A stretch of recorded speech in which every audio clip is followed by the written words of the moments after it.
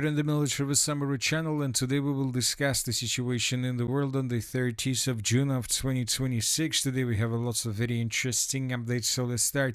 And first we're going to talk about the conflict on the territory of Ukraine, where the Russians during the previous 24 hours have improved their positions significantly along the entire line of combat contact. There are at least 3 places where the Russians managed to break through Ukraine's defenses. First let's talk about the Zaporozhye direction, and first let's talk about these changes. Today, the Minister of Defense of the Russian Federation and the Group of Forces East reported that Russians, as a result of the offensive operation, managed to establish complete control over the villages by the name of Rivne and Lisne. And these are the changes on the ground according to pro-Russian sources. And furthermore, the pro-Russian sources published 2 videos where we can see how exactly the clashes and the battles for these villages were taking place. In this video, we can see the battle for the settlement of Rivne. Here we can see how the Russians were bombing the settlement, how the Russians were attacking the settlement from many directions.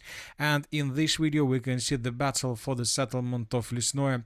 As a result of clashes, the Russians, as we can see, have improved their position significantly, and the Russians approached the TO408 road that connects the city of Orechov with the mainland through the north. So which means that from this perspective, now the Russians most likely will try to maintain the line between the village of Novostolovka and Lisne Rovne. So we're talking about this territory. There are 2 villages in this area, the village of Kopany and the village of Dalinka.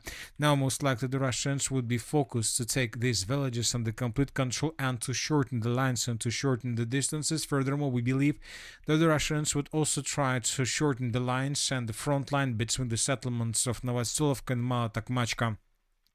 So as we can see, the Group of Forces East is moving further in the western direction using broad front line attack, and the Russians approaching the city of Orechov from the north and from the northeast. When the Russians, and if the Russians are able, of course, and when the Russians cut the TO408 road, then we can say that this is already the beginning of the battle for the city of Orechov. Furthermore, and at the same time, the Russians continue bombing and attacking both the cities of Orechov and the Yurkovka-Tavrisk agglomeration, which is located further in the northwestern direction, because the Ukrainians continue sending forces in this area with the purpose to stabilize the situation. But as we know, according to the commander-in-chief of the armed forces, Ukraine Syrsky, currently Ukraine suffers huge problems with manpower. And according to him, it seems that he doesn't see any solution how the Ukrainians are able to resolve this situation with manpower. Another important thing, the city of Zaporozhye itself, because the city of Zaporozhye is the city that Ukrainians use as the main logistic hub, as the main hub that supports and supplies the Zaporozhye defense operation. And the Russians continue bombing and attacking the city of Zaporozhye using all types of weapons they have. During the previous 24 hours, several strikes were recorded through the city. The Russians were attacking the eastern part of the settlement, and as a result of attack, the Russians destroyed an ammo depot or a warehouse in the eastern parts of the city. In this video, we can see black smoke over this construction that the Russians attacked during the previous 24 hours. Another important thing is today we received the video published by pro-Russian sources, very important video from the central part of the city of Zaporozhye. If you remember, yesterday we discussed that the Russians began bombing and attacking objects of energy infrastructure through the Khortytsa Island with the purpose to cut the eastern parts of Zaporozhye from the western parts and to create the energy collapse. And as you can see, the Russians were attacking these objects of energy infrastructure, and today pro-Russian sources published this video where we can see how exactly the Russians were attacking these objects of energy infrastructure with drones. In this video, we can see a drone flying towards these objects, and then we can see a black smoke over this construction. Here we have more videos of Russian attacks. So the Russians, as a result of attacks, haven't destroyed these facilities, haven't destroyed this equipment. So the Russians haven't made the situation when the equipment fell on the surface, but the Russians damage parts of these constructions where lines go through. So which means that the Russians will continue the process, and later we received the report that after this attack, part of the city of Zaporozhye, power outages occurred through several parts of the city of Zaporozhye. Zaporozhye. Most likely the Russians will continue this situation, and we need to understand one important thing. If Russians and when Russians destroy the lines through these constructions, most likely the Ukrainians would not be able to replace them.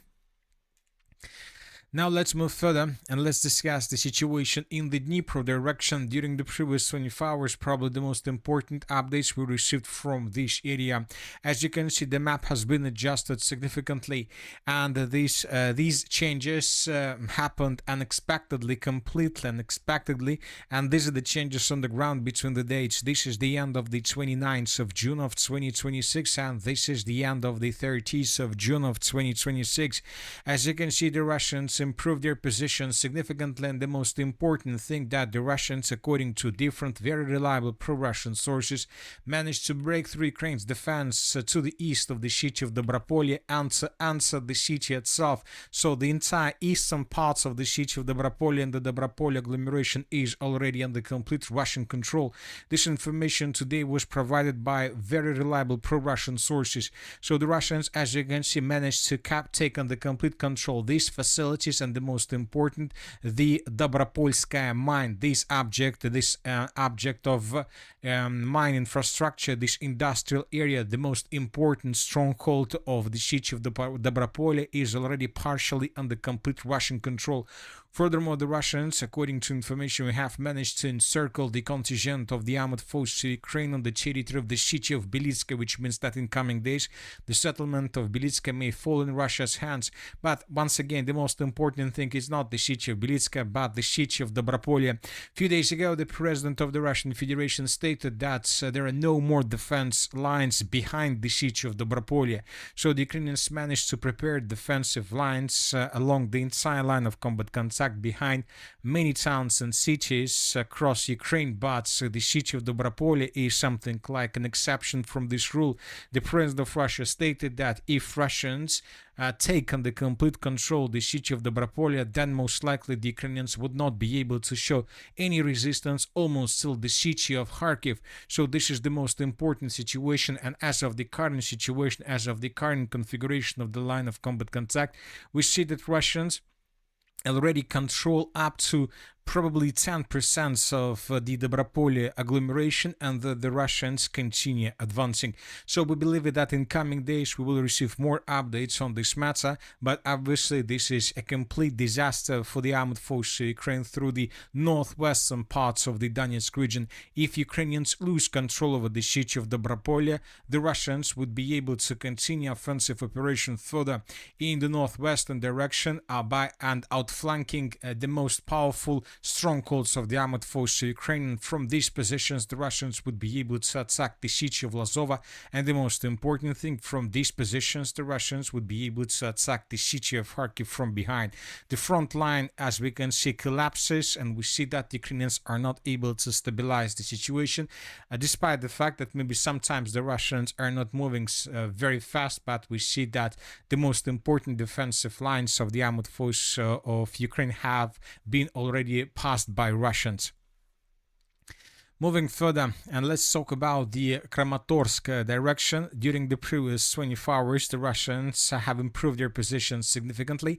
This is the end of the 29th of June, and this is the end of the 30th of June of 2026. Today, the Minister of Defense of the Russian Federation reported that as a result of clashes, the Russians managed to take under complete control the village of Malinovka.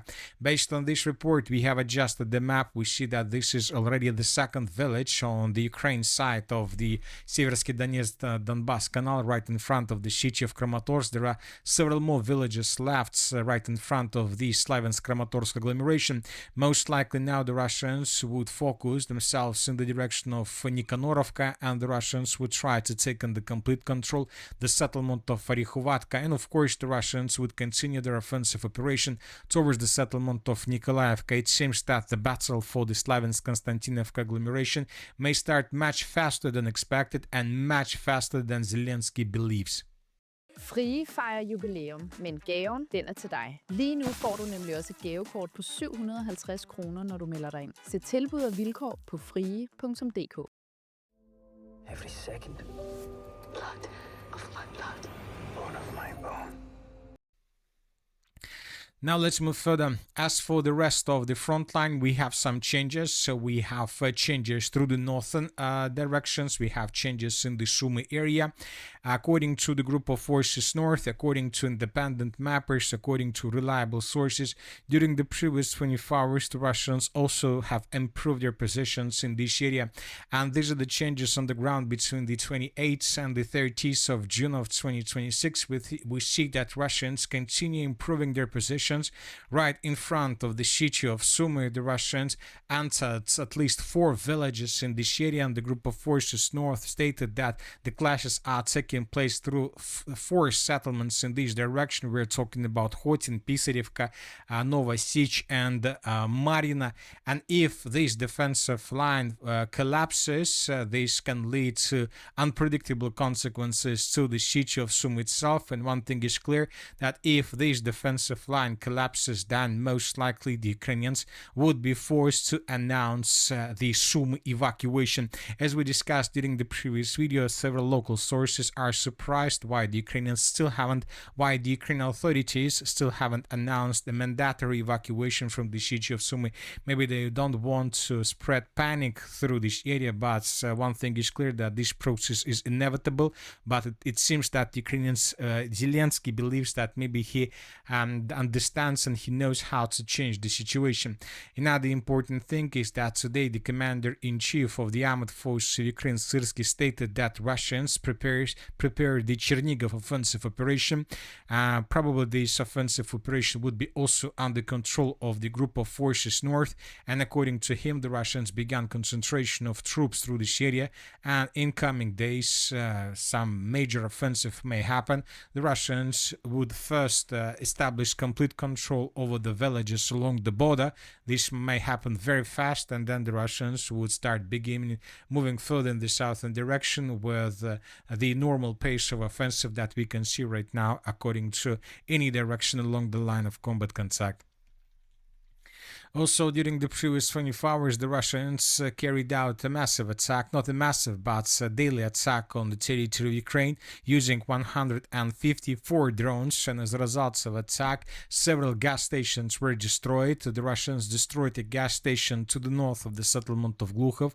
The Russians destroyed 2 more gas stations to the west of the city of Kharkiv. The first one was destroyed in the area of the settlement of Karotish. The second gas station was destroyed in the area of the settlement of Travernin. We have this video where we can see civilians moving through this area and making a video about the situation with the gas station, or about with the situation what left from this gas station.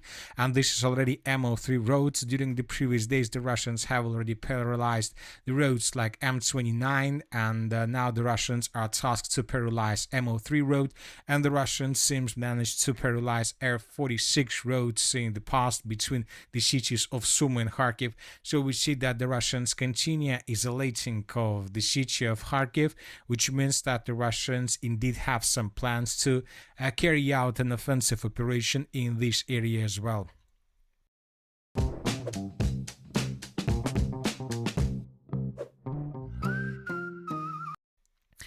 About Ukrainians, during the previous 24 hours, the Ukrainians also attacked deep inside of the theater of Russia using more than 800 of drones during the previous 24 hours, and lots of drones were heading towards the city of Moscow. But as of this massive attack carried out by the Ukrainians, we received lots of videos of drones flying in the direction of the capital of the Russian Federation, but we haven't received almost nothing on the matter whether these drones managed to hit something and to destroy.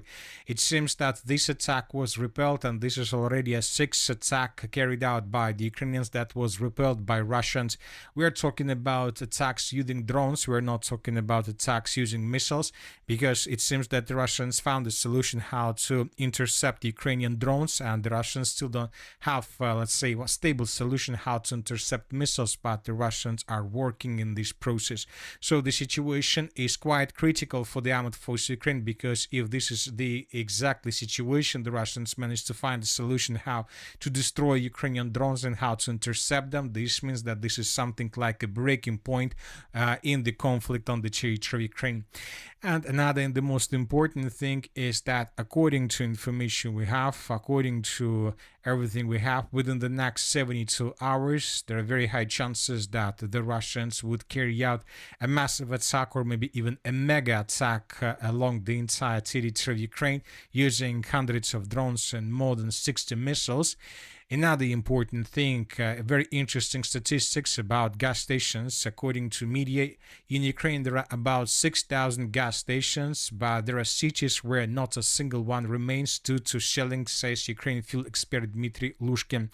So we need to understand that Ukraine has 6,000 gas stations, and according to information we have, up to 200 of gas stations were destroyed by Russians, but we need to understand that 6,000 gas stations means that most of these gas stations are located, let's say, to the left of this black line. So probably up to 5,000 gas stations, maybe 4,000 gas stations are located to the west. In the western part and in the central part of Ukraine, probably only 2,000 of gas stations are located. From 1 to 2,000 gas stations are located through the eastern parts of Ukraine. And as you can see, the Russians have already destroyed 200 of them, which means that up to 10% of gas stations through the eastern parts of Ukraine have already been destroyed. And if the Russians continue doing the same, so within 2 or 3 months, the Russians will create the situation when the entire fuel infrastructure of the eastern parts of Ukraine will collapse without any chances to be restored and repaired. And as we may know, in 2 or 3 months, the autumn and winter period of time will come. And that's it for the